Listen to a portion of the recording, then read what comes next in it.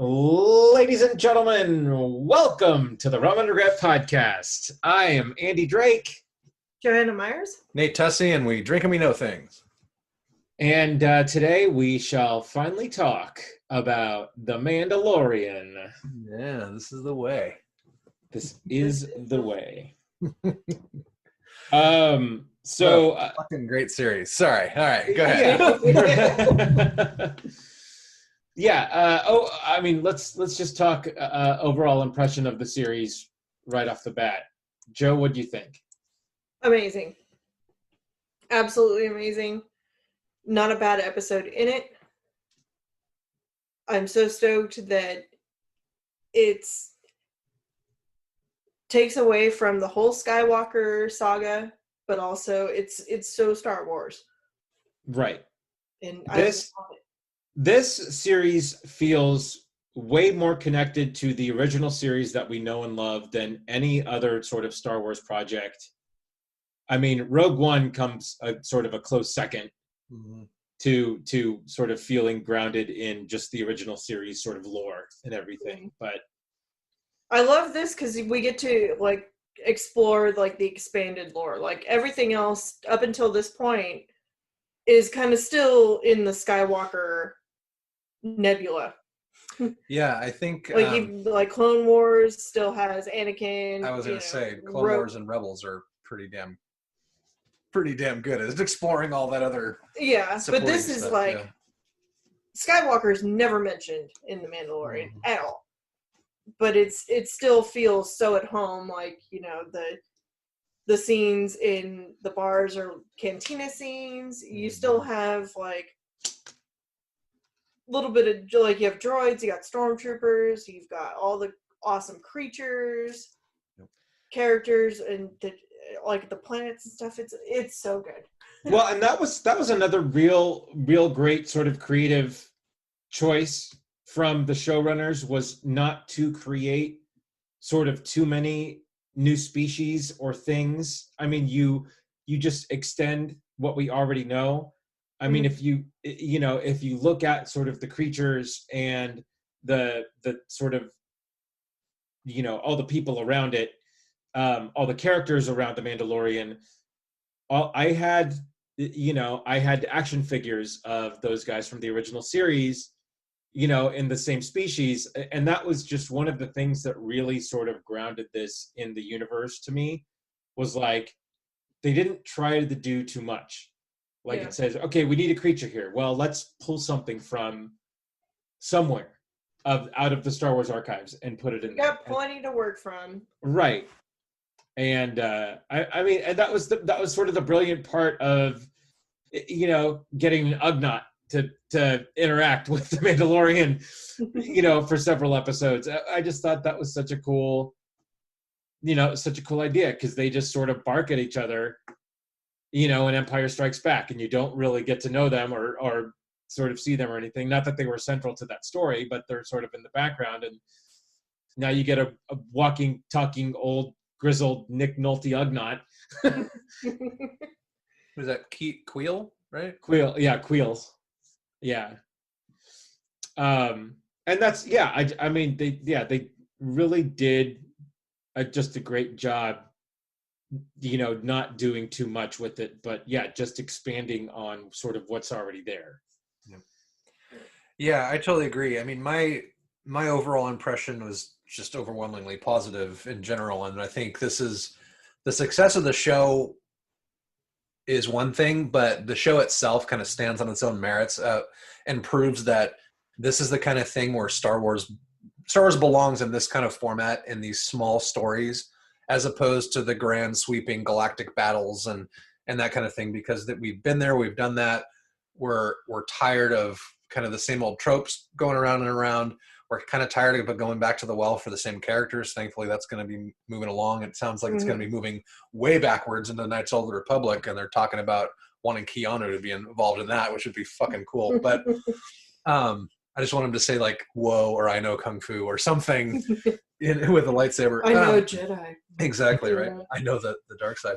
I think that the first episode, they really kind of laid it all out there with some of the newer things we hadn't seen before, and there's tons of fan service and tons of kind of bit parts by their comedian friends and stuff like that along this series, which is great. I absolutely love it. I think the fact that this was Filoni, Favreau also, but I think this is mostly Filoni. I mean, the guy has been the Star Wars archivist for I don't know how long. He did all of the Clone Wars, all of Rebels, all of the in-between shows, all of the animated series. And I think with that kind of shepherd and the kind of fan that Favreau is and the work that he did, like on Iron Man, he was a huge fan, ergo amazing output, right? Mm-hmm. I think those two together are just magic, especially in this universe. And I really hope that there's some credence to the rumor that they're talking to Favreau to kind of replace Kathleen Kennedy. And to kind of run the whole thing. I don't know if that's true or not. I know they've been talking to Kevin Feige also. I think we got a lot of the false starts in the universe that we did because of Kennedy, but that's just all kind of hearsay at this point. Overall, I think the series is amazing. There are definitely some standout episodes for me.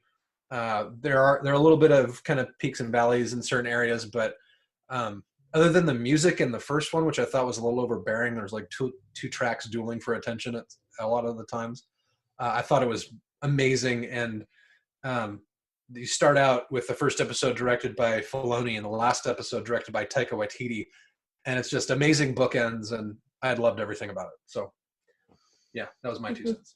Nice. Yeah, I totally agree. I loved it. I mean, it was a really, really good start to sort of small screen Star Wars, because I know they've been talking about a live action Star Wars TV series forever, and it was all about just having sort of the right story. And I agree with you that I think Favreau and Filoni were perfect in getting this together and keeping sort of the storyline from a singular-ish voice of those two, keeping it together. And so that was one of the things where the shine was, we got 4 hours of just of a great story of, essentially, if you want to call sort of the Star Wars movies the main story, your Skywalker saga, you get a great side story, a Firefly-esque story of this character just going about his business 5 years after the Empire goes down.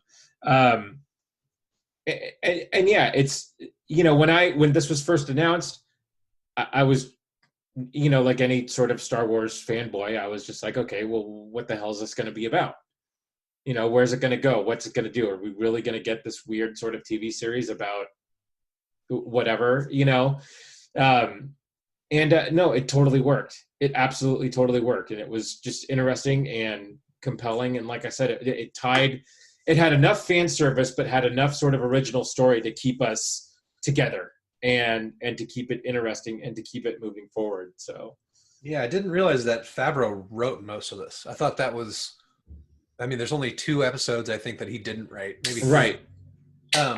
So I think that also helps a lot when you have a singular voice kind of guiding the narrative, and then you have kind of guest speakers, as it were, to maybe spice it up or change direction a little bit.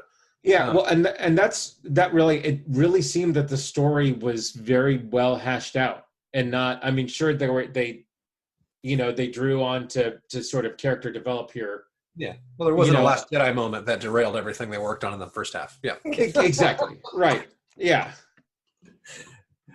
I love you. Nate just got the finger from me. Yeah,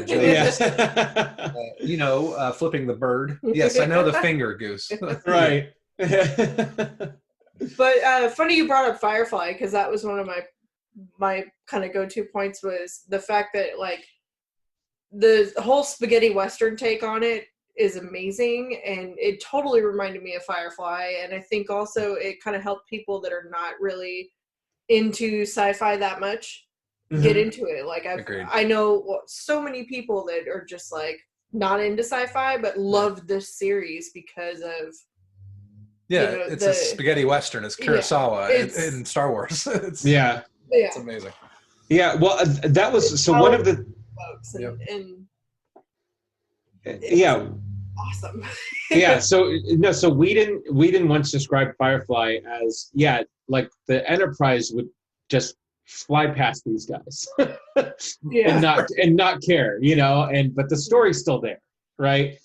And that's exactly how I thought. Like the Falcon would just totally, like this could be going on anywhere.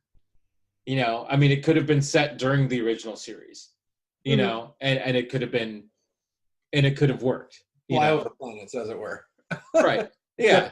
Go to Tatooine, but right. Yeah. One of my things, why always Tatooine? Well, I mean, come on, Mos Eisley. It's a huge spaceport in the area. It's got to be there.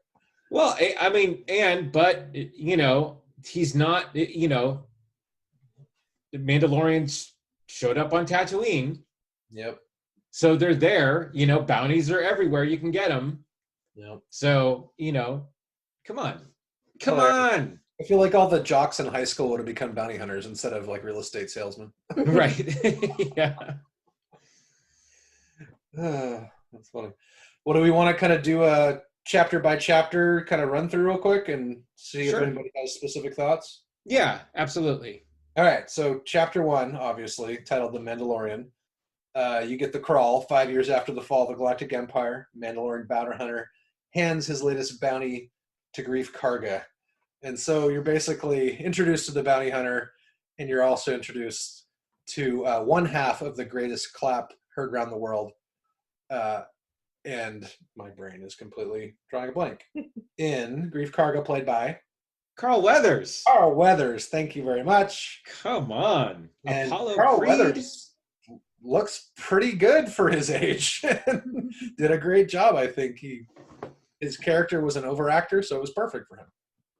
Well, but the first few episodes, I think he was probably throwing it on a little thick, but that last episode that he was in, I mean, the final episode, and again, we're not talking about the final episode yet, but no, like I said, I think as the chemistry and they got more comfortable going on, he definitely settled down a little bit. Yep, I agree. But great Brian Posehn cameo in the first episode as well. God, I love that. Yeah, it was good. Yeah. We're also introduced to the no droids policy. No droids. Right. He's like, but surely, and he's talking to a droid, but this is the most up-to-date model. I'm like, nope. Yep. Good. Give me a taxi driver that is not a droid. Yeah. Why you gotta hate on droids, man? That's hilarious. Well, I love the way that they kind of set it up where here's kind of an under-the-table commission for a 50-year-old target. That's all I can tell you. Right. Yeah. Of this thing. Like, okay. Oh, he goes to meet with the client first, right? Like, right, yeah. Oh my God, what a fucking amazing character. Dude, Werner Herzog killed it. It's so good. So good. We're not talking about the last episode yet either, but it's like just some of the lines from him. It's like, shall we celebrate the closing of our shared narrative? Like, yeah. Some of the best shit I've ever heard before. Yeah. Yeah, he was definitely one of my favorites. Yeah. I love the fact in the first episode, I should have rewatched the first episode because there's so many great lines, but they're basically going back and forth talking about the target. They can only tell you that it's 50 years old. And then he goes and he's talking with Werner Herzog, the client, and the doctor. And the doctor's saying, he's saying you could bring that back alive. And then he says, or just as good. I forget exactly what it was, but the doctor's like, that's not what we discussed. And Werner Herzog's just, I'm just trying to be pragmatic. Right. Yeah. Amazing. It's I can bring you in hot or cold. Well, that was the quote. That was the Mando's. Yeah, which a great callback to carbonite freezing. Mm. Oh, and isn't that Horatio Sands at the beginning? Who ended up playing? Oh man! So this is how prepared we are, guys. Right. No, that was Jermaine Clement, right? No. The alien at the very beginning was an SNL guy, and I want to say it was Horatio Sands. I don't know if that's right. The one with the gills. They were trying to kill in the bar. Right. Yeah. I think you're right. I think I do remember that. And now I'm not getting it. Joe's gonna look it up real quick. So yeah, he gets a down payment of a single bar of Beskar steel, which is obviously sacred to his people. and then he takes it to a underground covert Mandalorian enclave where Mama Armor. Oh, Mama Armor, I love her so much. That's what I want to call her, at least. Uses it to make him a pauldron, and he's got like shiny shoulder gear now. So he's got his helmet and his pauldron. This is basically it. But yeah, what a really cool kind of introduction to Mandalorian lore and life and stuff that we've never seen before, at least on TV or in this kind of format. I haven't read any of the expanded novels or any of the comic books or any of that stuff, but I've never seen this whole forging process. Andy, have you ever seen that? No, I haven't either, and I thought that was one of the coolest parts was we get to see this. Yeah, we get to see how this whole new sect sort of goes about their existence and how they do their thing. Yeah, that was it was just such a cool way to see, no, this is the way, this is how they do it. And I love that part of it. Yeah, Emily Swallow just killed it as the armorer. Like her voice, her sort of like deadpan, and even all of the Mandalorians just sort of, you know, even Favreau is the big guy. Like he was the most sort of passionate sort of Mandalorian in how he did stuff. But then even during, and I know we're sort of jumping around, but even in that sort of, I think it's the Sin, episode 3, where they have that battle towards the end, and he's just like, this is the way. Yeah. You know, we're going to relocate. This is the way. This is how we do it. So even though we had our beef, I still have your back. Right. This is the way. Yeah, they also make a point to illustrate that the metal was gathered during the Great Purge, which is basically when the Empire completely rolled over Mandalore. Right. Slaughtered the Mandalorians. That's why the Beskar is stamped with the Imperial seal. And then they make a big point of, she makes him the pauldron, and the excess will go to sponsor other foundlings like the Mandalorian once was. So you get some of that kind of backstory about, there's flashbacks and that kind of thing. Backstory about that. But you get introduced to Queel, who's awesome. The whole Blurg intro. Oh, yeah. Teaches him how to ride the Blurg. There's no land speeders and that kind of thing. And then sends him off like, basically, this place has turned into a shit show. Can you go calm it down for me? Right. And by calm it down, he means go kill all those people over there. Yeah. Stop this nonsense. They've been sending folks for the client. Yeah, for the child, or right? For the child, We don't know the child at this point. Yeah. But, so here's the question. We'll finish the walkthrough real quick. So Mandalorian rides the Blurg, gets to the bounty location. He gets there, and he's basically, there's a shootout ensues, but IG-88 or IG-11. IG-11. Yeah, basically walks in, and he's like, "Wait, no, stop!" Boom! He gets shot in the new armor by IG-11, and he's like, "Hey, I'm with the guild. You are a guild member?" Like, and then they go through this back and forth negotiation, like, "Hey, why don't we split the deal?" That is acceptable. And and damn, IG-11's fucking amazing. Right. I know. Great voice work by Watiti there, and I mean, just again, great droid work. Yeah. Like that was amazing to watch. Like I could watch that droid lay waste to people for days. And why haven't we seen that before? It seems like a pretty obvious thing. Like think of the droid, the like droids from the prequels. Yeah, they're dumb. Just dumb as fuck and don't do shit. Yeah. Now we've got like assassin droids that just lay waste to everything. Right. Yeah. It was just so cool because IG-88, you just see him stand around in the Imperial sort of bounty when they're trying to capture Han, and it's just so cool that they brought that droid back and made him this just great, realized just sort of badass bounty hunter. So they managed to clear the entire facility of the guards and then discover that the bounty is actually Baby Yodas. Oh my god! And so I have two questions. How the fuck did that not get spoiled? And how much money did Disney give up in merchandising by not planning ahead to sell Baby Yoda stuff? Because now you can't buy anything Baby Yoda based for like several months still. Okay, but honestly, it's one of the smarter decisions that Disney has made. And let me tell you why. Okay? Break it down. Yes. So, as a father, Nate, as a person who shops for or used to shop for toys, I don't know what you buy now, having a almost teenage daughter. Yeah. Still toys. It's my living nightmare. Yes. All right.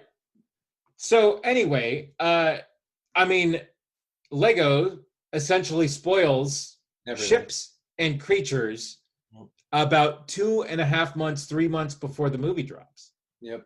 Right. So you're like, oh, they're flying the ship. Remember, Lego famously spoiled the cargo area of the Millennium Falcon for Solo. Remember up top where the little forks are? Nope. I refuse to admit that I watched Solo. Oh, wow. Okay. No, I'm kidding. I'm just kidding. I just All right. wanted with that movie. Shoot, I just flat out didn't watch it. Oh, Yeah. I mean, there's some things worth saying, but Yeah. nobody wanted that. No. And so That was kind of the only reason I watched Young Linda was perfect. Yeah. Oh, yeah. But anyway.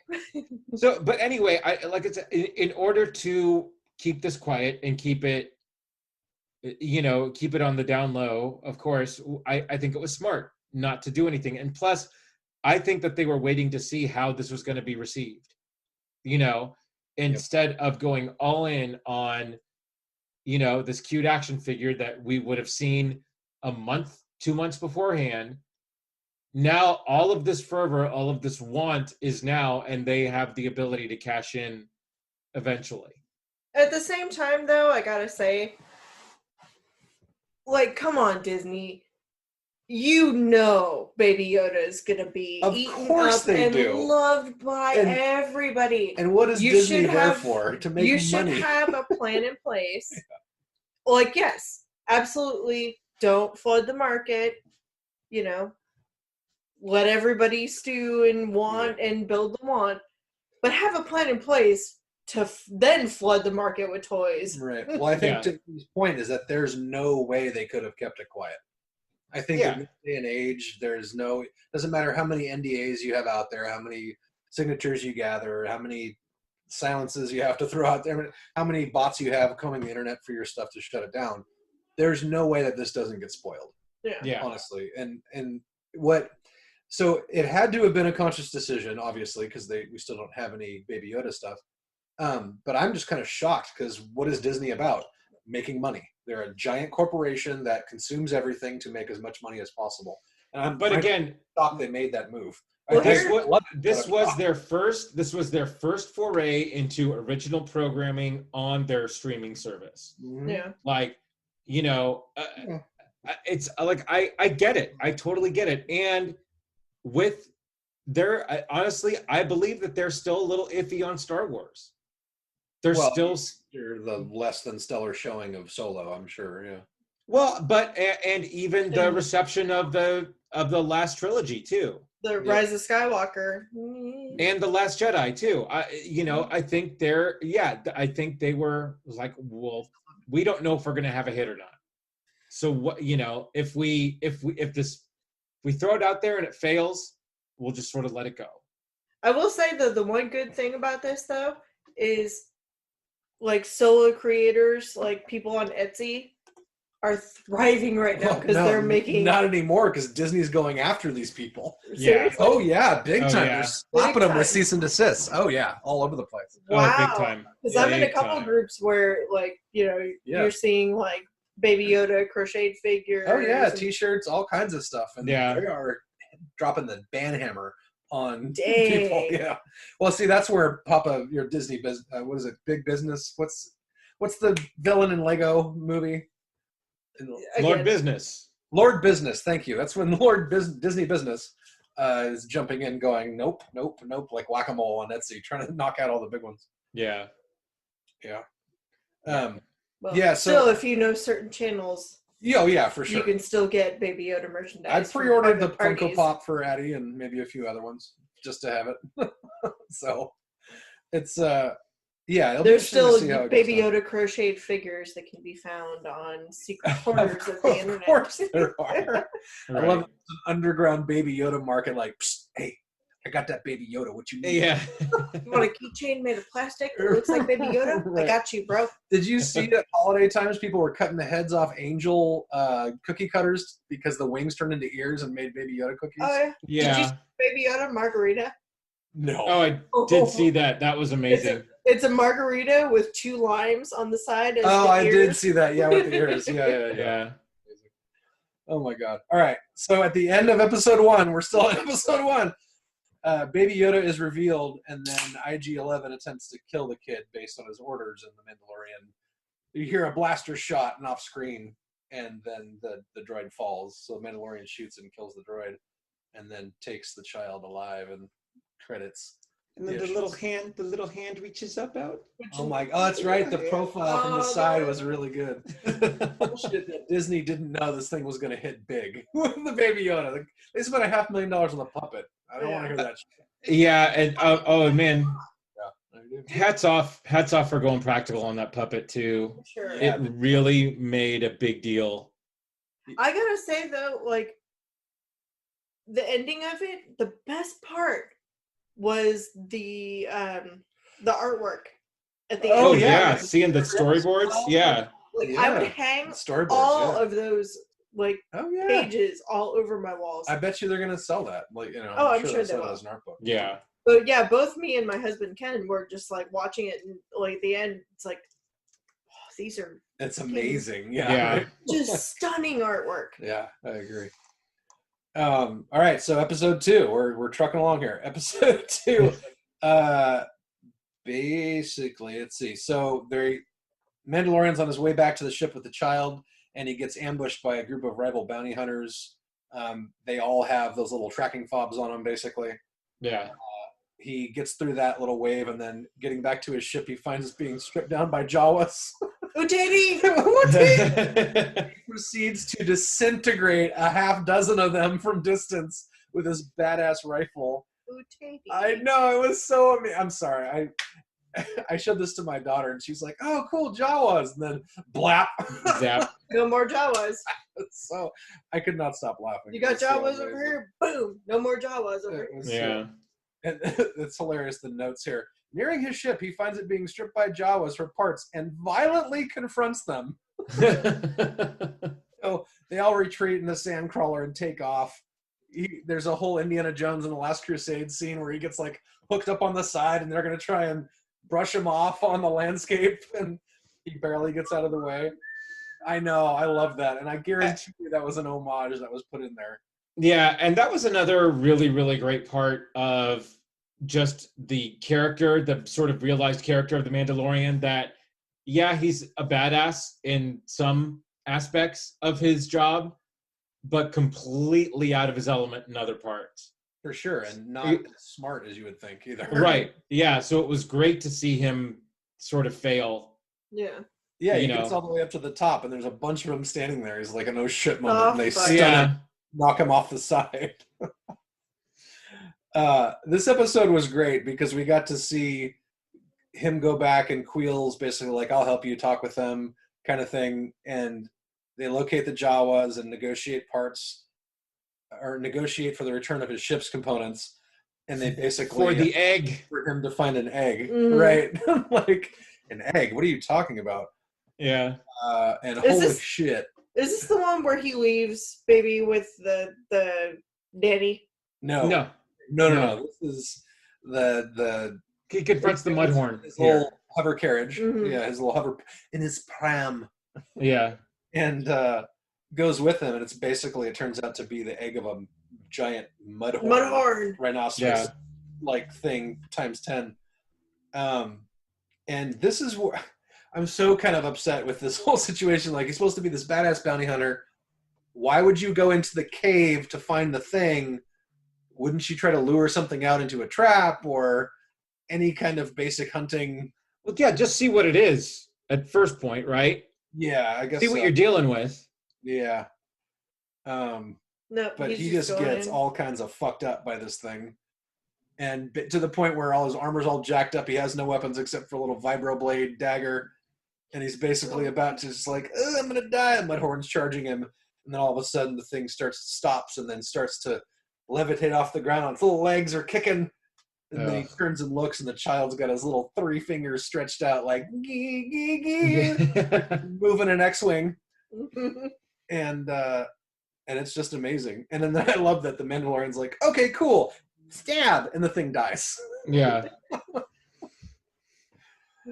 Which is this the first kind of part where we see that they have no idea what the Force is? Oh, they don't know what the fuck's they going on. have no idea who the Yeah. Jedi are. They reference I think they reference the Jedi in a later episode. They do. So it's the armorer mentions that they battled Yeah. sorcerer-esque, Sorcerer. Yeah, Yeah. exactly. Yeah. you know. So yeah, because I remember watching this, I was like, okay, he has no idea what the hell's going on with it. No. Like, we know, like, yeah. he's using the Force. Yep. The child has the Force. But yeah, Mandalorian's like, what the fuck is going on here? So he kills the Mudhorn and goes to collect the egg, and it's hairy. It looks like a Wookiee.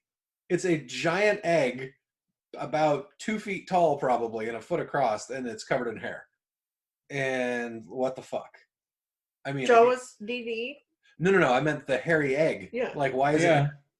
Well, because the Mudhorn was The hairy. horns are hairy? Okay, makes Yeah. for delivery of the egg, I guess. I don't know. Ooh, Well, it's just disgusting. I'm more concerned about the Jawas. Well, yeah, they use bring for it. the Yeah. egg back, and the Jawas are like, "Cool, it's an egg," and just smash it open and start Just dragging ropes of yolk.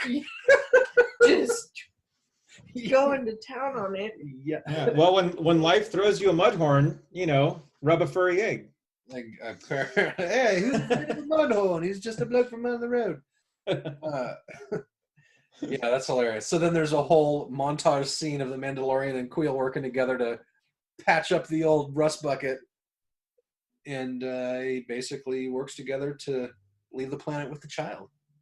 Now, and one other thing too, isn't the ship that he flies sort of Naboo design? I guess it could be. I'm not really sure.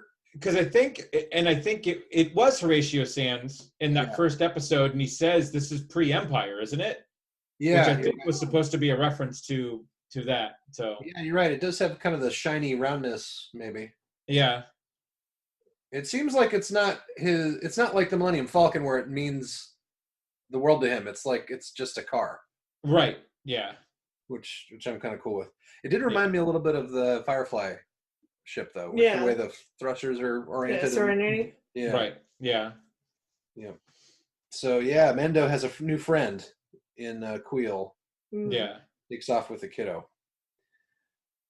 Pretty good shit. Okay, so chapter 3.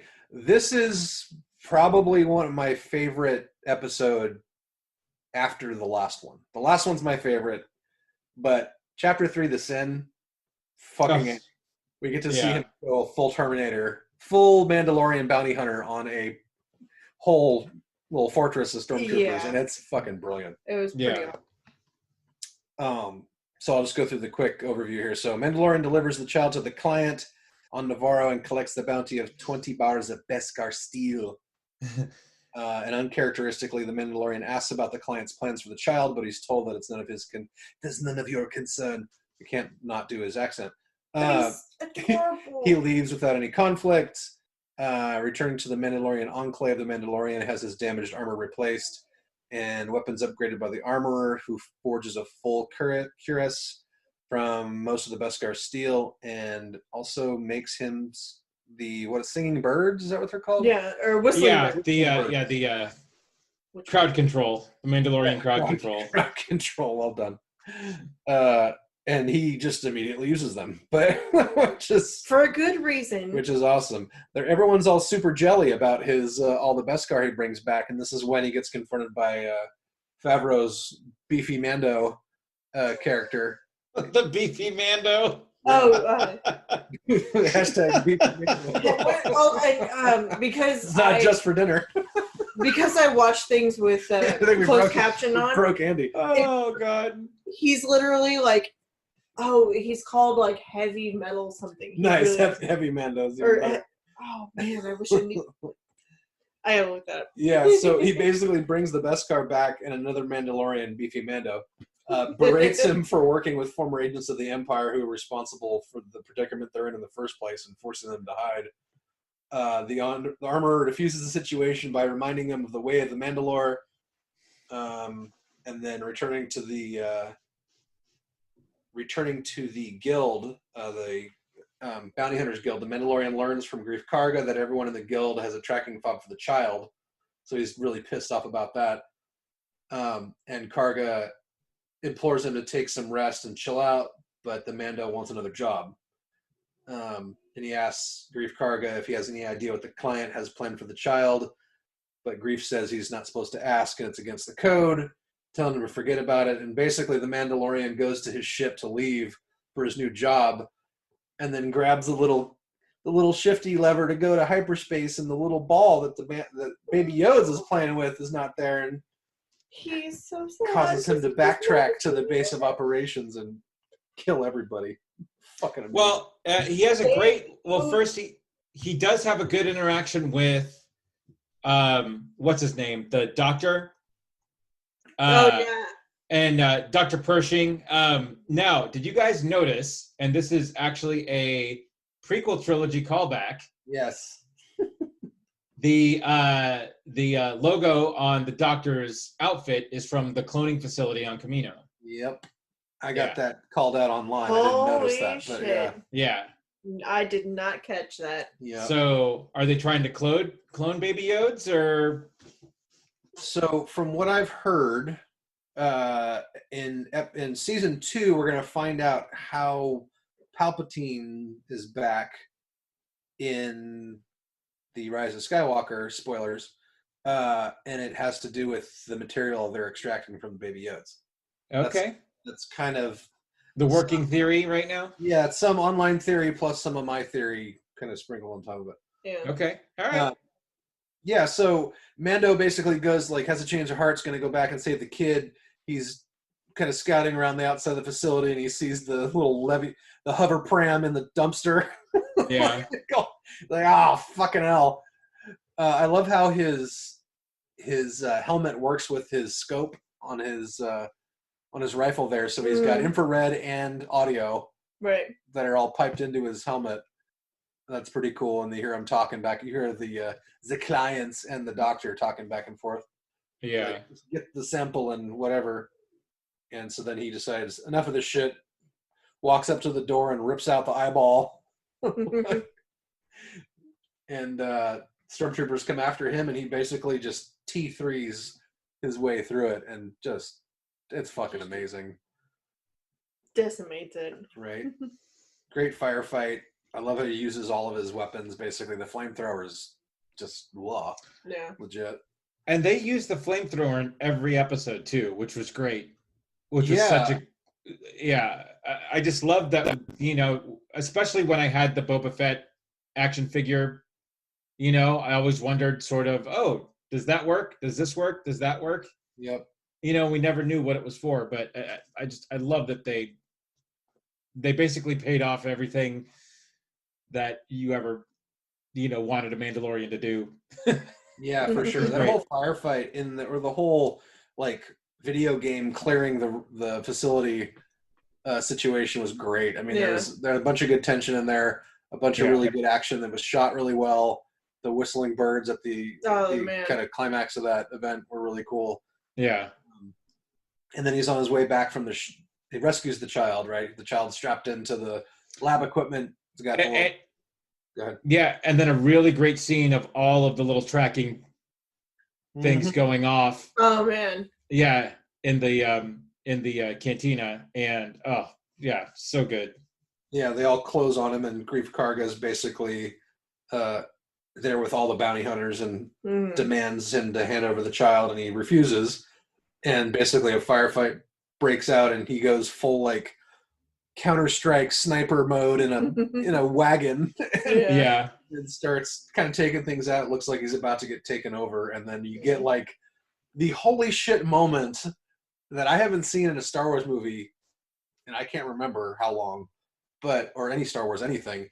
All of these fucking Mandalorians on jetpacks just jumping in, and it's fucking amazing. Yeah. I had a grin from ear to ear. Again, your homies have your back. Mhm. Even though, like, you got beef, Yeah. we still have your back, and we're coming to save your ass, and it is known. Yeah. That was when I was like, oh, fuck yeah. It was Yeah. great. Yep. What was your favorite part of that little battle there, guys? God, what wasn't so good about it? I mean, Yeah, it was all pretty good. it was. I mean, I love just the way it was staged too. It's, he's surrounded in the little speeder with the droids right there, and he gets to jump in there, and they have the tension with the other guy coming in sort of behind, getting ready to sort of take him out, and he turns her and then when everybody's sort of closing in and he flames everybody, it's just such a great like piece. And then just the sort of that stoic sort of, we have to relocate, this is the way, we handle our shit. I mean, it's something you've never seen in Star Wars before, but it just works so well with the characters that we've just sort of learned about in not even an hour and a half of television, but you automatically get who these people are, what they're about, and it's just such a cool, I don't know, it's just such a cool thing to see that you've never ever seen. Yeah, I totally agree. We kind of glossed over the first episode when he uses the little carbonite portable freezing chamber that's on his ship. Oh, yeah. And he's basically delivering all those bounties as like fudgesicles in order. But that was such a cool scene of like him kind of manipulating his cargo and then just boom, carbonate. Yeah, and that's one of the reasons I bring it up, because that comes into play here at the end. So they basically, all the Mandalorians jump in unexpectedly and allow the Mandalorian to escape, and then Grief Karga ambushes him on his ship with his blaster drawn, basically saying he's got one last chance to surrender. But Mando uses his little grappler thing, activates the carbonite chamber, it smokes out the room, and then he dips to the side and gets a kill shot on Grief. And Mandalorian basically jumps in his, shoots him out of the ship, and Mando flies away with the child, and you see the little hand come up reaching for the console from underneath, and the Mandalorian loses the little control knob that he berated the child for playing with at the beginning of the episode and drops it in his hand. And then you see that Grief Karga's on his ass in the dust and pulls out the Beskar steel he got paid with that was covering his heart, and like, come on. Oh, man. Yeah, it's all the feels, man. They're doing a great job kind of setting up things and paying them off in the same episode and across several episodes, and just having a great time with it so far. Yeah. So here we go with Chapter 4, Sanctuary, directed by Bryce Dallas Howard, which is fun little fact there. But now Mando's on the run, and he heads to a planet called Sorgon, where he encounters the first sort of appearance of Cara Dune. Yeah, she's badass. Yeah, played by Gina Carano, ex-MMA fighter, and previously seen in Deadpool. Yes. And that she's also sort of hiding, and she asked the Mandalorian to leave because obviously there's history there, as we get. And one of us on this planet. but then we get the great little fight scene, and then one of the best sort of Baby Yoda memes that have come out of this. The bone broth. Yes. The little broth. It's just great. They look up and they see him sipping the little cups there. But then so he's starting to go away, and then two fishermen come up and they want to hire him. Yeah, hang on. Before we go there, can we just make a point to say that Cara Dune kicked the shit out of the Mandalorian? Oh, absolutely. The point where she just bare hand punched him in the helmet. Yeah. Knocked him down. That was so great. I love that girl. Gina Carano has built into whatever contract she is that she gets to use jujitsu or some kind of judo in every movie she's in. Because I mean, she's an amazing technician at her sport, and she's like obviously at the top of her game. Clearly, she's easy on the eyes, and it just gets me going every time. This proves she's an amazing actress too. She, yeah, okay. Well, She comes up the same way Carl's Weathers does, as far as being comfortable and that kind of thing. For a role that's essentially sort of tailored for her, I think. Yeah. She does really well in this sort of role. Agreed. Yep. So they offer, they accept the job in exchange to sort of hang out and hide out for a little bit. And it was great. I love this, seeing the child interact with all the kids, and spit out the frog at one point. Oh, he totally an entire frog bigger than his head. Yeah. But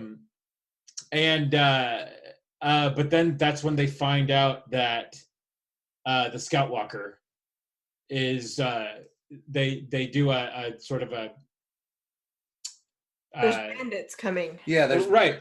Come in the past, and they've been hired to protect them from the bandits, and so they kind of preemptively go to check it out, and they see the Scout Walker there, which so fucking cool. Oh my god. So the end sequence where they sort of you get that sort of training Army of Darkness training montage where they're training so bad. Oh, it was fun. Yeah. But then you get that final battle where the ATST comes out, and it, like, you don't see a driver in there, but man, you see does that eyes. And that thing just looks possessed, and it looks like it's sentient and like it's coming for you. It's all overgrown with vines and leaves and shit, moss. It looks like it's I am alive, awake and I am coming for you. But there were like growls coming from it. Oh yeah. Yeah, and it was just like that was a terrifying sequence. Like, I've never been like terrified of a Scout Walker, but right, like, dude, you get him, like, you can trip him up with just Ewoks can take him out. Yeah, seriously. Like, okay, they're actually kind of terrifying. Yeah, exactly. Like, if that Scout Walker was at the Battle of Endor, you would have seen teddy bears on the run. Like, I mean, come on. I don't know. They held their own pretty good. Honestly, so I love the ATST and the way it was set up. Specifically because these villagers, and it seems like most of the people on this planet, don't have the right weapons or means to defend against heavy armor like that. So holy fuck, yeah, it's got to be terrifying to them. Training montage, they break into the Mando's weapons locker and like hand out all the guns kind of thing. Mm-hmm. Yeah. There's still guys in the back with sticks. Yeah. And right. that kind of stuff. So I love this episode. I didn't like it for a lot of reasons, because if you have that much of an advantage with firepower, all that thing had to do was just blast all of these people sitting behind these barricades and not move forward at all, and just stand there and just decimate everything. Yeah. And the plan, I guess, would have worked if they had set it up farther away or something like that, with a little pit trap kind of situation, or the what do they call it? It's the vodka shrimp, because they're basically making liquor out of the glowing blue shrimp, the krill. Right. Oh yeah. And so vodka shrimp, whatever we want to call them. But this thing is like heavy artillery, and it's just stopped there, not shooting all the people that are behind these barricades. It was a little kind of took me out of it a little bit, but it was still fun. The reason I liked it so much is for me it was like a standalone little story in this universe. It was kind of this made me think that this series is super Firefly-esque.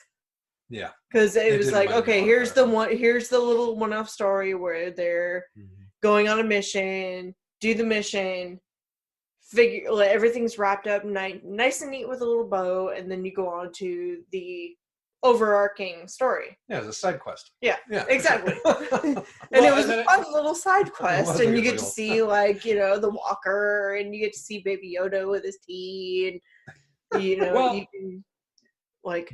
Yeah, but that was the cool part too, is that you get to see sort of Imperial equipment, not in Imperial hands, sort of, post the sort of the crash of the Empire. Where does all the equipment go? Where does it end Yeah, up? like these bandits took over this Right. like walker and just was like, oh, we're going to use this. We figured it out how to work it, and we're going to go take over this village. Yeah. That was pretty cool. Yeah.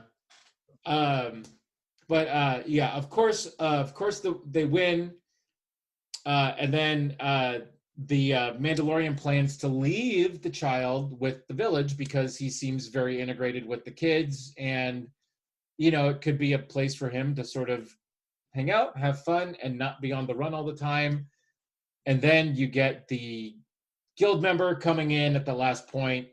Obviously, Baby Yoda still tracked, and a great sort of shot in the back by Cara Dune to cement her as a total badass. She had some really good one-liners in this too. Like right before the walker stepped into the pond, she's like, "Come to mama." Yeah. Oh yeah. Yeah.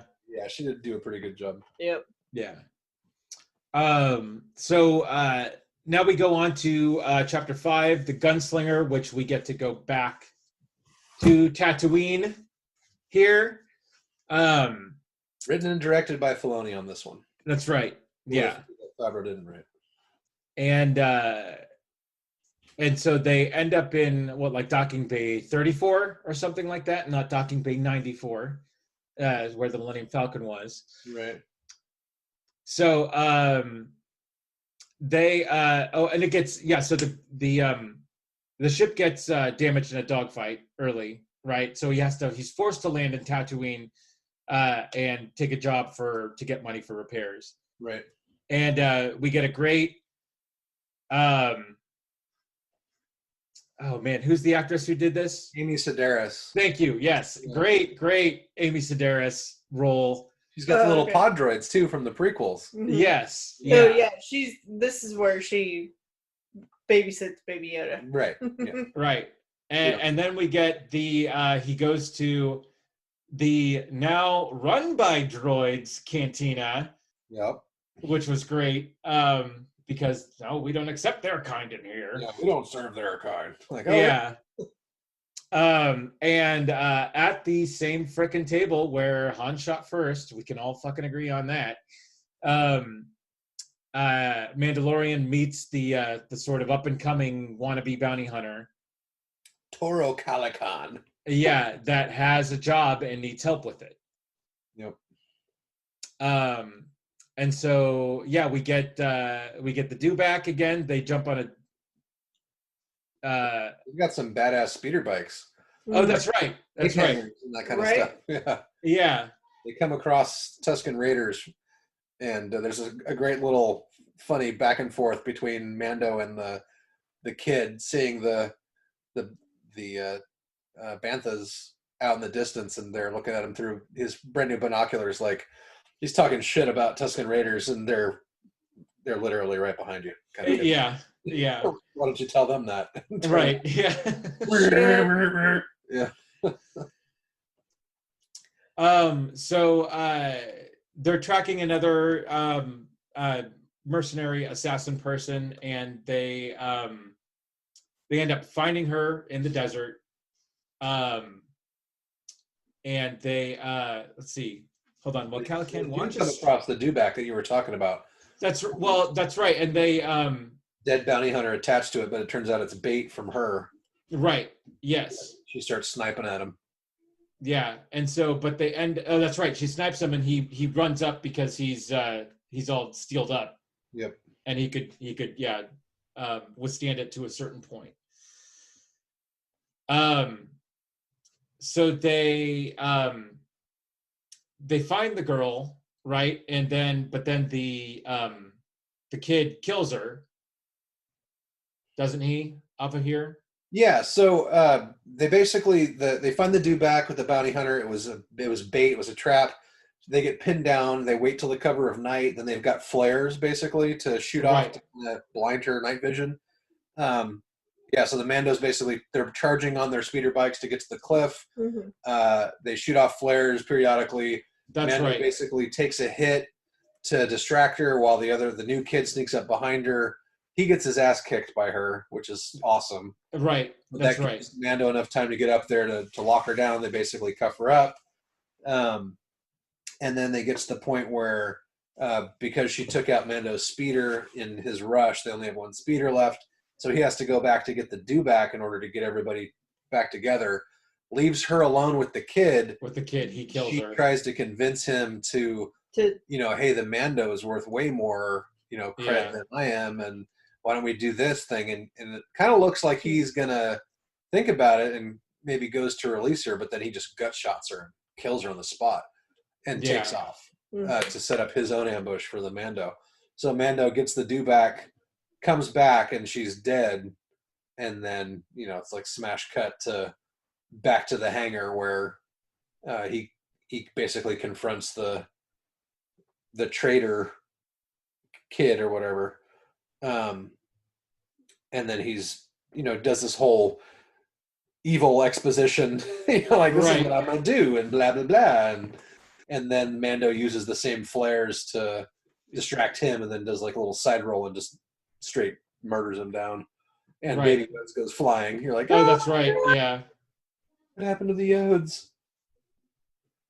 And then, he uses the money, gets his repairs done. And then we get possibly one of the biggest almost teases at the end of the episode. Mysterious figure approaching her body.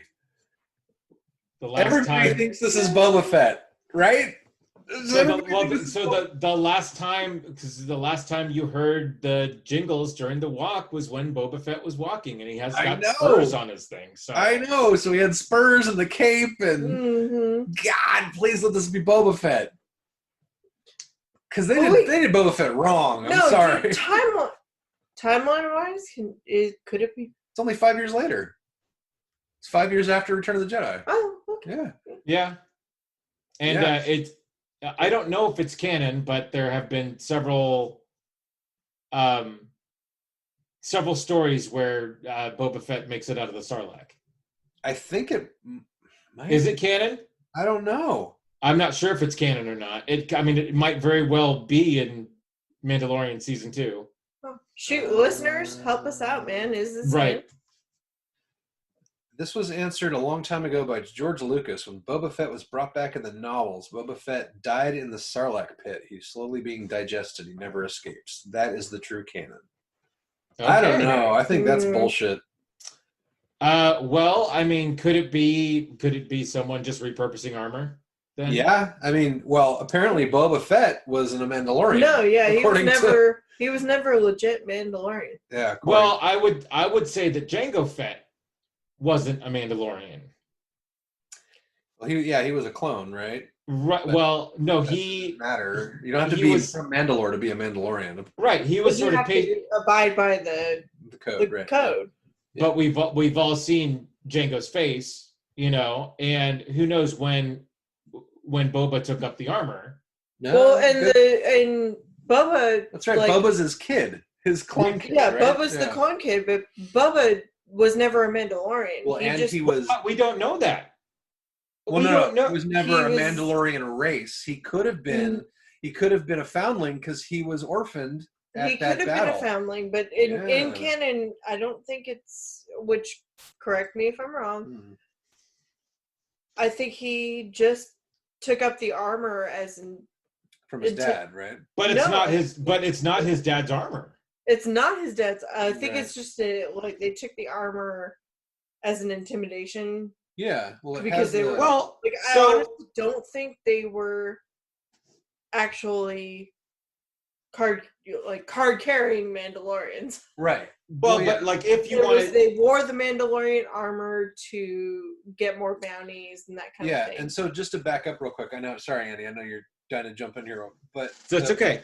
The preview that just came out for the end of the Clone Wars, they aren't even rebels.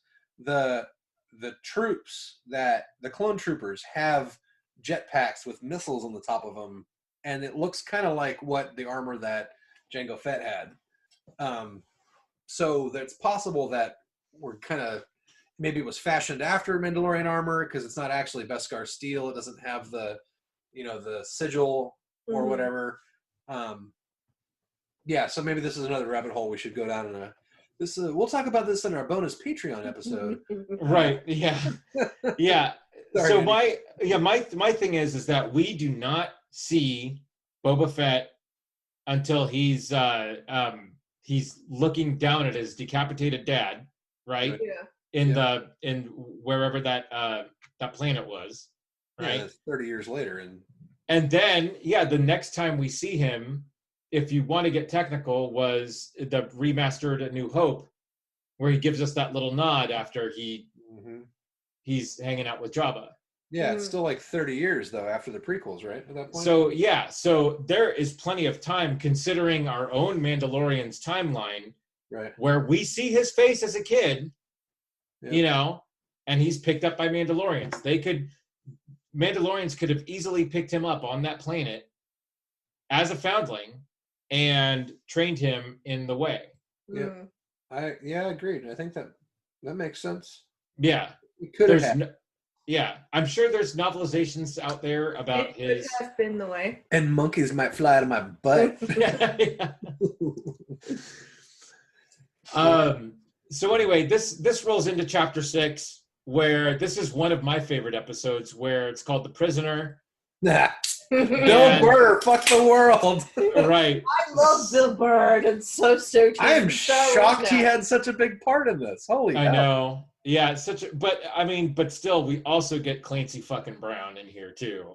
Yeah, that's true. But Bill Burr. Hey, but Bill Burr, right? Now, Clancy Brown was amazing, and I love the fact that giant devil race is like fireproof. Right. Oh, so good. Yeah. We get Twi'leks. Yeah. We get the fucking Twi'leks. Yeah, boys and the girls. Yeah. Boy Twi'leks. Hello. Yeah. Hello. How prehensile are those tentacle hairs? Right. Whatever. You were thinking it. I just went there. Right. So Mandalorian contacts his former partner. They need him for a job, for a 5-man job, and he's joined by Bill Burr, Clancy Brown, the Twi'lek, the droid pilot, and they're on a mission to rescue the Twi'lek's brother, who is being held by the New Republic, which I thought it was cool to see the sort of post Return of the Jedi, Rebellion Republic sort of facility. Yeah. Can we need to back up real quick because when they introduced Bill Burr's character Mayfeld, I wasn't a fucking stormtrooper asshole or whatever his line was. Oh my god. Yeah. They introduced him as like an ex-Imperial sharpshooter, and like, really? I didn't think they could hit anything. Yeah. I was a stormtrooper asshole. Yeah.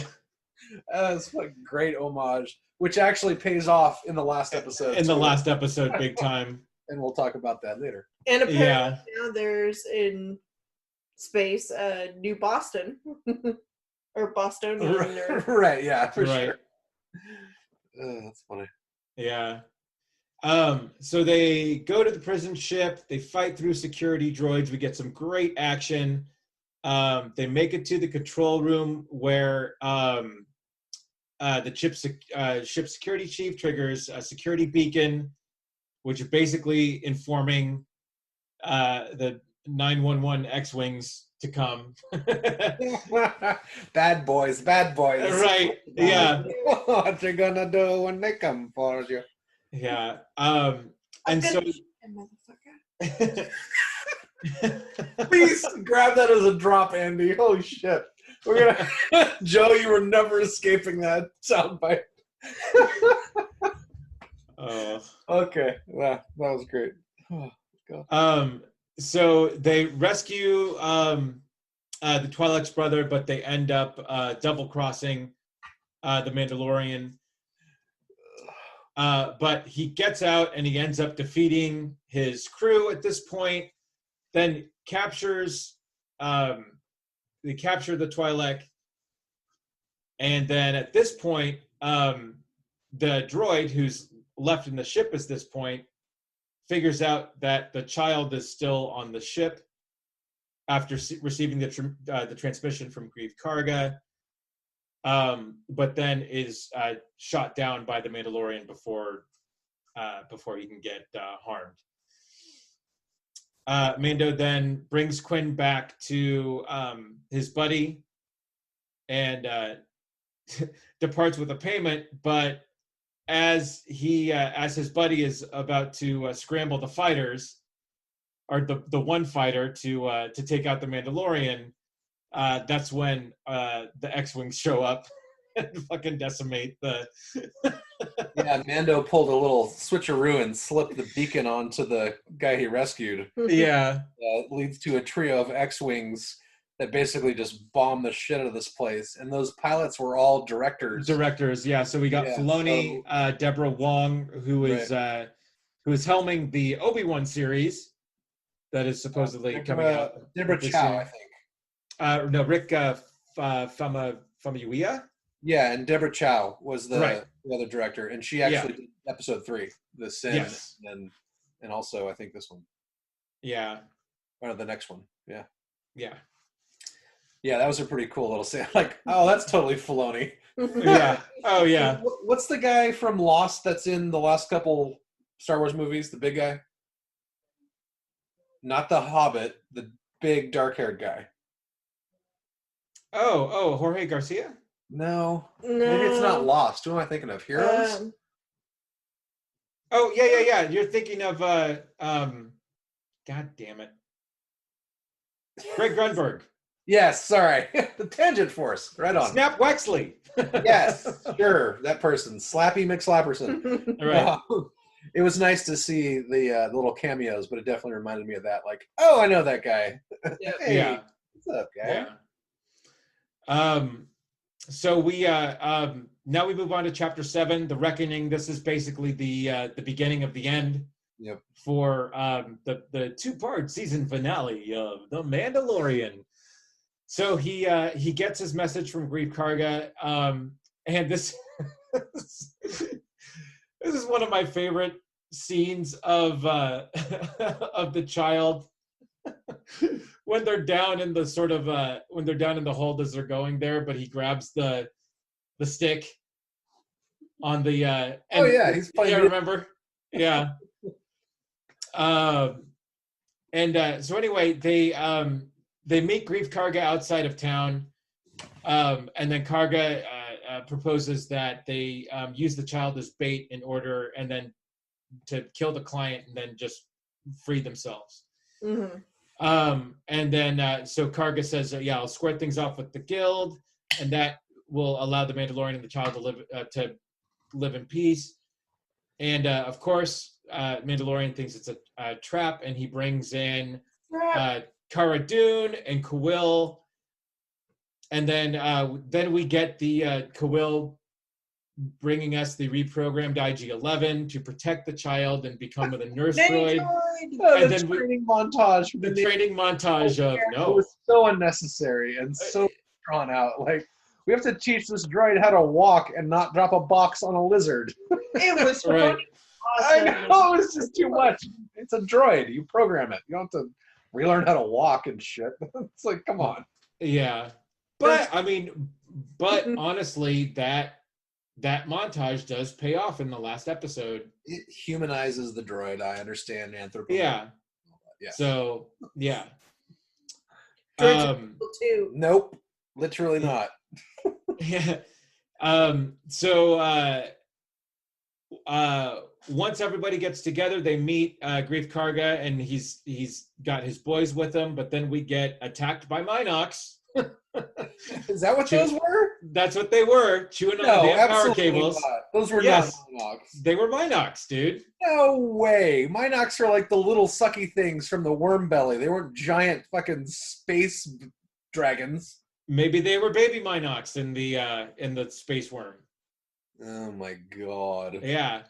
So anyway, and this is where we get Greef Karga gets injured, but then the child force heals him. Oh my god! Puts force healing in the world. just Yes. subtly. Yeah. And this Right. is when you realize that he wanted to do that before when the Mando was hurt. And Mando's like, get back in your pram. Yeah. Don't touch me. How weird would that be, though, if some toddler came over to you and tried to touch your gaping wound, like 3-finger? Like, no, don't fucking touch me. What are you doing? Oh, my God. That was really cool. And then Karga has a change of heart, right? He's like, yeah. Well, and I said this in the Rise of Skywalker podcast, but I do love that they timed this force healing right in front of Rise of Skywalker. Yeah, perfect. Yeah, you know that was something that was engineered from the get-go. Yeah. So at this point, Karga kills his associates and confesses that he was going to he was basically going to hijack the child and backstab the Mandalorian. So we have a new plan now where Karga pretends that Cara Dune has captured the Mandalorian, and then Quill now is returning the child to the ship. But here we get Moff Gideon comes down, and troops are opening fire on the building. Oh, wait, we gotta back up. What? All right, no, so the meeting, when they're meeting with the client, and they've got like the upgraded version of the floating pram that Quill has made for him, like the armored version. Mm-hmm. Oh, that's right. Yeah. And, yeah. And they're sitting there with the little the hover egg, and the client goes, I would like to see the child. Oh, yes. Yeah. And they go, he's sleeping. We will be quiet. Yeah. Fucking dying. Like, okay. So he recognizes that the kid's sleeping, and then we'll be quiet, but I still want to see it. And then it's like, sir, you have a phone call? Right. Then there's a projected image of Moff Gideon who's basically like, have you secured the package? Oh, yes, we have him here. Like, oh, you might want to check again. And then, blam, and the whole back of the bar gets shot out by death troopers, including killing the client. And that's when you have Moff Gideon fly in on his badass convertible TIE fighter, which apparently that's how they land. I had no idea this whole time. That was such a cool scene to see that. Super cool scene. And it's all kinds of scary with his, what was the name of that giant gun that he wheels out? Oh, God. The E-Web. The E-Web, thank you. I remember. So, which I had a toy of. You mentioned that, yeah. When I was younger. I fucking love that they brought that out. Yeah, super cool. Yeah. And so, so we get our sort of scout troopers chasing after Quill. Mandalorian trying to contact him, and then we get the end scene of chapter 7 where the scout trooper picks up Baby Yoda. You see Quill sort of shut up and heads down in the sand, and this brings us to chapter 8, Redemption, directed by Taika. Yeah, that before we get into chapter 8. So that last part of chapter 7 where the tension is like, first of all, how far the fuck away were they from the ship that it took them this long to get back to the ship? They had a good plan. Stay off the fucking mic. Apparently it's all open communication. There's no encryption or 4G or whatever. And that whole tension scene back and forth, I was watching that with Addie. So I watched it beforehand, obviously. And she's seen all the Avengers movies. I still think I'm exposing her way too soon to stuff like this. She was legitimately like tears rolling at the end of that. And that got me even more. Like, she's going to cry, and then you're going to cry. And then we're all going to cry. And you all better be crying. Well, I mean, but dude, hats off to Nick Nolte for making us care about a character that he acted on. Right? Yeah, voiced because it was obviously somebody else with a puppet kind of thing. Right, yeah. Cheers to puppetry. And cheers to who thought to bring back Nick Nolte with all the voice actors in the world? Like, we want the crazy guy with the big teeth. Yeah. Yeah. So this brings us into chapter 8 where we episode ever. Taika Waititi, fucking genius, and they want him to make Star Wars shit, and I want them to do it, but make it a TV show so he has like unlimited hours to play, and not just a movie. So I have to step in here for a minute because do you? me and my husband watched this whole series, and for some stupid reason, I thought the last episode was one prior. And so I was like, are you fucking That's how they ended it? That's how they fucking Oh, no. That would have been brilliant, we were actually. both screaming at the TV. Are you freaking kidding me? That's not how I did it. Oh my god. And so That would have been a great cliffhanger. Yeah. No, a bad cliffhanger. No, yeah. Because we were so upset. And then I figured out, oh wait, I fucked up. There's one more episode. Sorry, honey. The opening scene of chapter 8 is by far like the best cameo of any cameos in the and like the best written sort of. There's two guys, Jason Sudeikis and who's the other? Adam Pauly. Yeah, thank you. And it's just the best, just tongue-in-cheek back and forth. Oh man, he's just randomly killing guys because he got pissed off. Like, oh shit. Yeah. Basically, seriously. Like it's The Office that meets like Cops meets a bunch of other things, and then they even get in. They work in the bit about how stormtroopers can't hit anything. Like shaking his blaster. I know. Which, if they were that bad, how did they get Quill? Well, I mean, they have giant blasters on their speeders that are probably aim assist and shit. The better the aim. No, I'm just saying they can ride their motorcycles pretty well, so maybe that's okay. All right. But yeah, no, just expertly written scene. Just, I mean, it's so great. I probably have rewatched that scene maybe 10 times. I'm going to rewatch it tonight. Yeah, it was hilarious. So good. Yeah.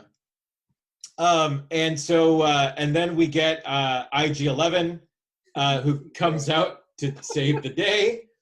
Oh, he's a fucking nanny dread. So good. Yeah.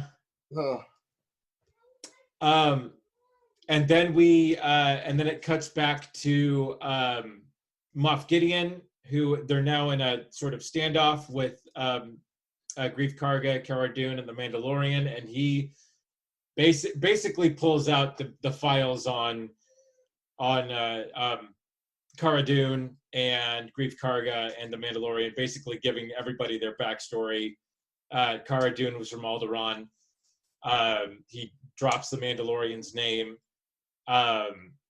and basically says that they're going to face certain death unless they give up the child.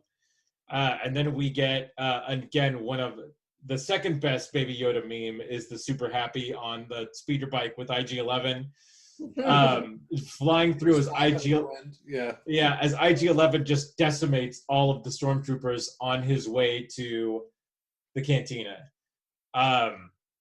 He has a mission and he's going to fulfill it. Yeah. Right. Yeah. And so we get another great sort of firefight in between IG-11 meeting up with the rest of the group.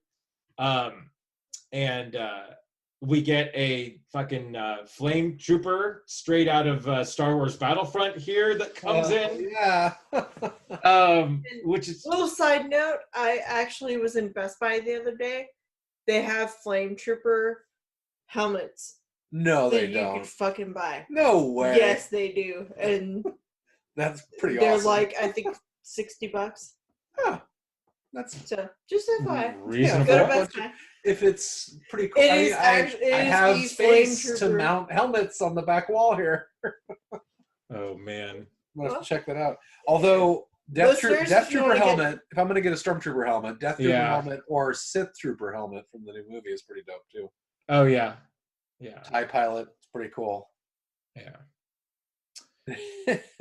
So listeners, if you want to get Nate all right, find my Amazon wish list. Go to our GoFundMe to get Nate. Oh my god! Well, it's a Patreon tier. Is when they pay us money and then buy us more shit. Yeah. Oh right, yeah, yeah. So apparently Mando recognizes Moff Gideon as like It used to be Empire Secret Police, right? Yeah, the Butcher of Bakersfield, essentially. Yeah, and he's the one that basically took over Mandalore and helped with the whole cleansing and all that. Yeah, and then we get the backstory. We get the full sort of Yeah, and call back to the Paracenthemum or whatever. right. Yeah, and we get another prequel callback in the droids. Yeah. Yeah, the droids that were there, and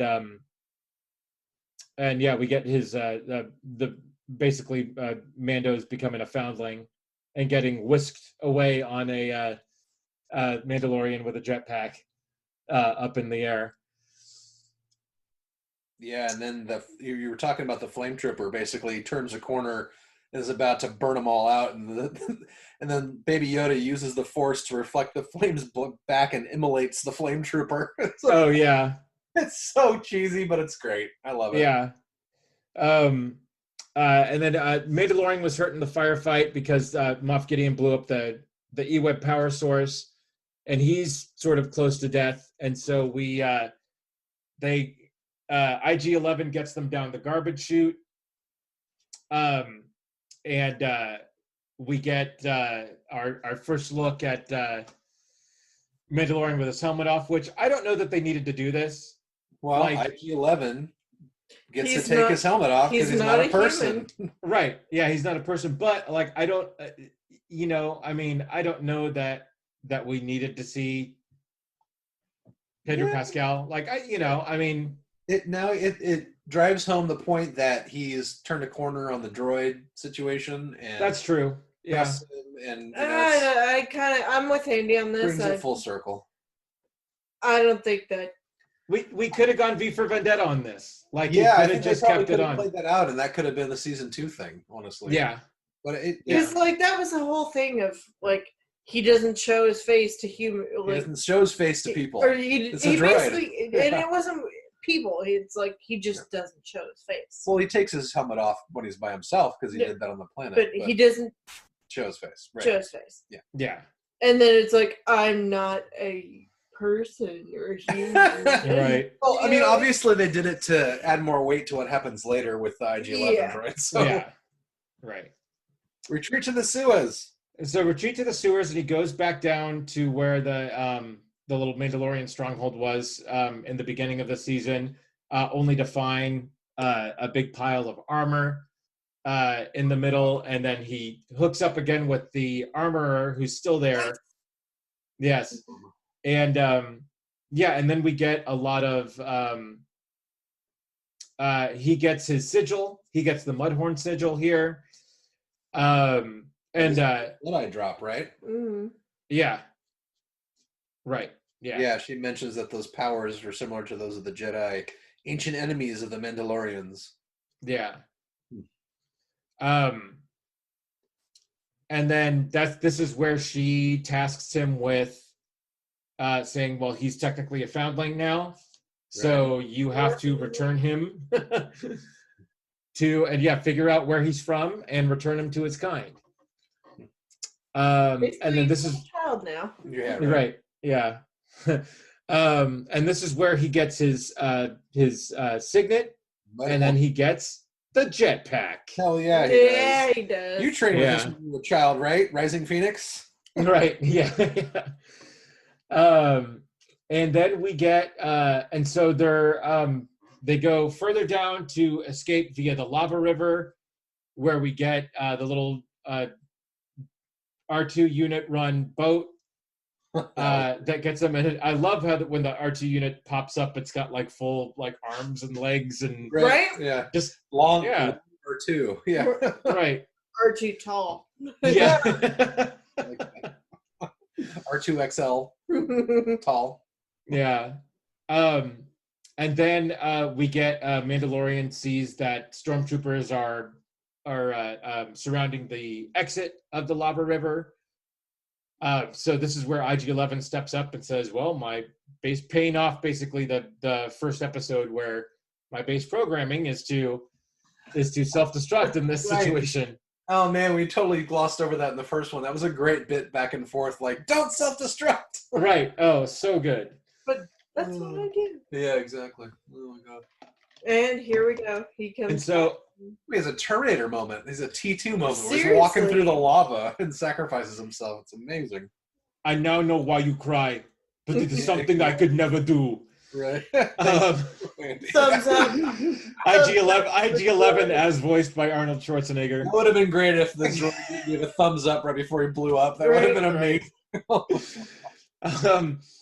So IG-11 takes out the stormtroopers, and then it looks like everybody's going to make it.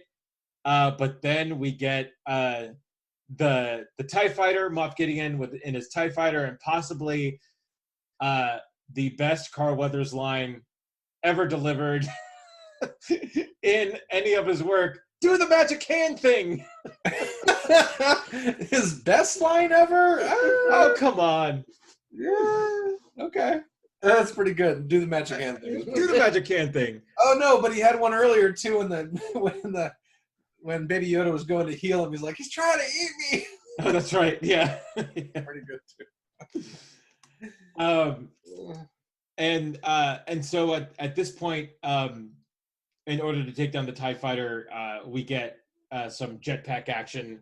Mandalorian puts on the jetpack, shoots himself up to the TIE fighter, lops off a wing essentially, and then and then falls down, but sort of getting control, so he sort of gets his landing, and then we get a great sort of we get the hey, everything's great and fine, we have everything's under control. Grief Karga says, hey, the guild's in order now, everything's all set. Cara Dune can stay if she wants, to help sort of keep things in order. We get the Mandalorian sort of taking off with the child and letting him do his thing, and then we get the sort of the bonus extra credit scene. Fucking so goddamn amazing. Darksaber cutting out of the TIE fighter with Moff Gideon there. God. From the animated series to the big screen, the fucking Darksaber lives. I literally was freaking out when this happened. Like, wait, what? Yeah. What was that? Because it doesn't actually look right in his hand. Because it's like animated saber in the guy's hand. It looked a little weird, but right, yeah. God damn it, so good. And there we go. Chapter 8 done. Series finale. What a great way to end it. Mm-hmm. Yeah. Bringing something so cool as the Darksaber from Star Wars Rebels, Clone Wars, and everything together, and kind of bringing it full circle. And I'm excited to see how that's going to play into the Clone Wars finale, and I wonder if they're going to drop any hints there. And then season 2, man, it's obviously he grabbed it from when he was doing the Great Purge on Mandalore. Right. Yeah. I'm excited to see if there's any backstory that we learned from that. I fully get we're gonna get a callback to him picking that up, because I mean you have to at this point. Yeah, I can't wait to see how that plays out. Yeah, I'm so excited. What a great series, and what a great just chapter in the Star Wars for people to enjoy.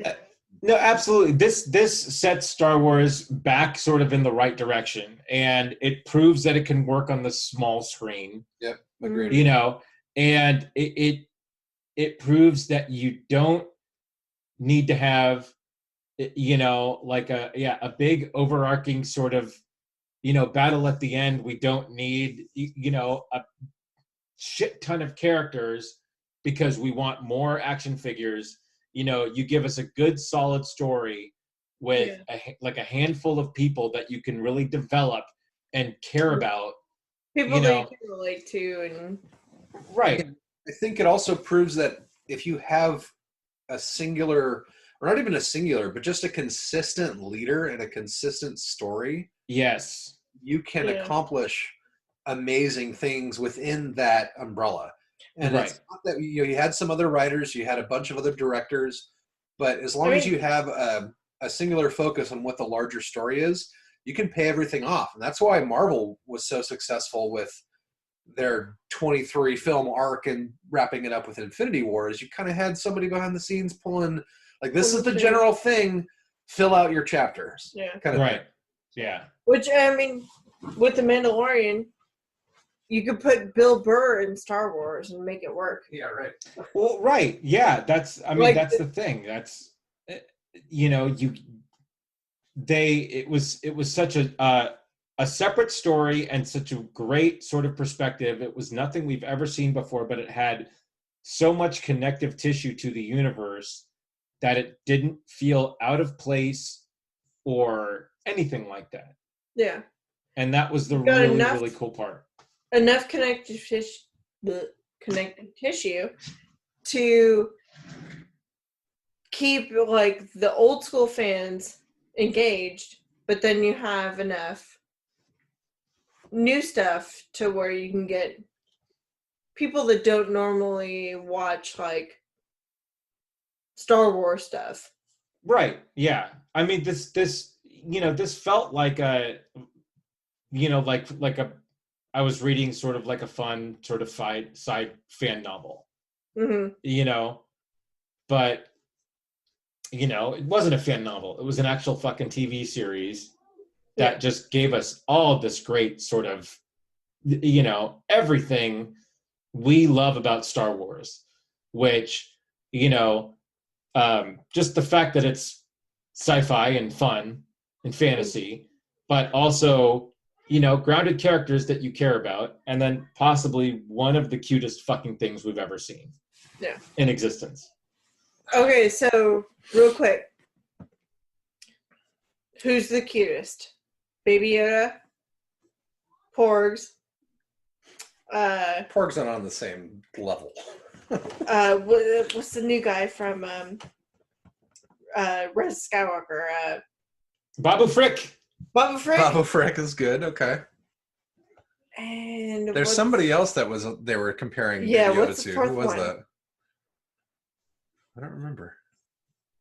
Baby Yoda for sure. I liked. There was a designer just did a Baby Jabba that was pretty cute with the cheeks. Yeah, that's right. Yeah. There was something else. There was a fourth one. What's the other one that they were talking about? It wasn't Star Wars though, right? No, it was Star Wars. Anyway, shoot. The answer is Baby Yoda. Yeah. In 100 times over. Porgs suck. They're so terrible. Stop it. They could have been done. They could have been sustenance for Chewie, and they guilt tripped him. I'm sorry. Right. Yeah.